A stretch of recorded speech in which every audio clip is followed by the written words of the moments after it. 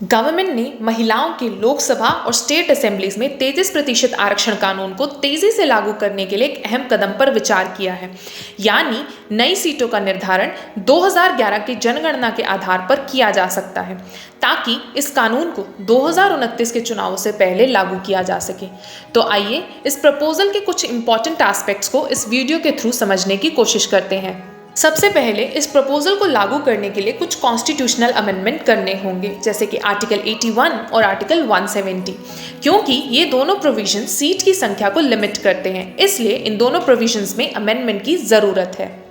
अब इंटरेस्टिंग सवाल ये है कि महिलाओं के लिए सीटें तय कैसे होंगी। तो ये सजेशन दिया गया है कि लॉटरी सिस्टम का इस्तेमाल किया जा सकता है, जहां लगभग हर तीसरी सीट महिलाओं के लिए रिजर्व होगी। लेकिन क्या ये रिजर्वेशन रोटेशनल होगा, इस पर अभी कोई क्लियरेंस नहीं दी गई है। और अगर डिलिमिटेशन 2011 के सेंसस के आधार पर होता है तो इम्प्लीमेंटेशन 2029 इलेक्शन से पहले पॉसिबल हो सकता है। इस प्रपोजल का सबसे इंपॉर्टेंट एस्पेक्ट है रीजनल बैलेंस। सदर्न स्टेट्स को ये चिंता थी कि डिलिमिटेशन के बाद उनकी रिप्रेजेंटेशन कम हो सकती है, क्योंकि उन्होंने पॉपुलेशन कंट्रोल किया है।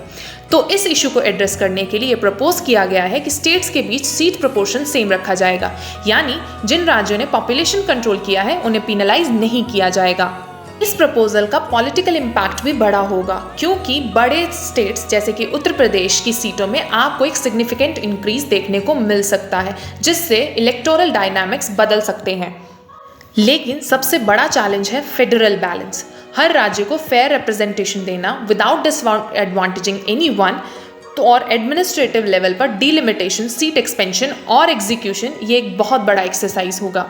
तो क्या ये बदलाव सच में ग्राउंड रियलिटी में दिखाई देंगे? अपनी राय नीचे कमेंट करके हमें ज़रूर बताएं और चैनल को सब्सक्राइब करें।